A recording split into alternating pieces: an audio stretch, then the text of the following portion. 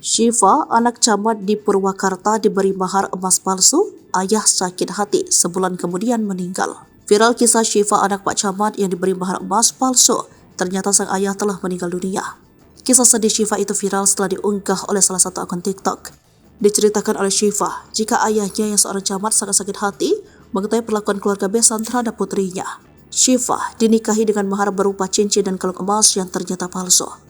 Mirisnya lagi, pernikahan Syifa dengan pria berseragam itu dihadiri pejabat, mantan Bupati Purwakarta, Deddy Mulyadi. Deddy Mulyadi bahkan menjadi saksi nikah di mana ia diberi mas kawin palsu oleh suaminya. Kini foto-foto sang suami yang disebut pria berseragam itu telah dihapus oleh Syifa. Syifa pun menceritakan kesedihan dinikahi oleh sang suami dengan mas kawin palsu.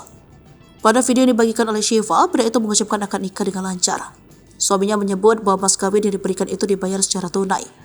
Namun setelah beberapa waktu baru diketahui kalau ternyata perhiasan emas yang diberikan oleh suaminya itu ternyata palsu. Sebelumnya kisah ini telah viral di media sosial dibagikan oleh salah satu akun TikTok. Ayahnya pun sempat mengirim pesan pada mertua Syifa soal emas kawin palsu itu, namun tidak mendapat balasan dan penjelasan apapun.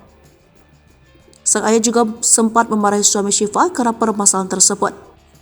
Bahkan saat itu ayahnya mengaku sudah sangat sakit hati dengan ulah menantunya itu. Rupanya sebulan setelah sang ayah meninggal dunia, ayah Syifa, Dwi Fatmawati wafat saat menjabat sebagai camat Wanayasa Kabupaten Purwakarta. Sang ayah bernama Diyaudin meninggal pada 3 Maret 2024 sebelum Ramadan. Kemudian netizen pun ada yang mengingatkan kalau suami Syifa ternyata pria berseragam.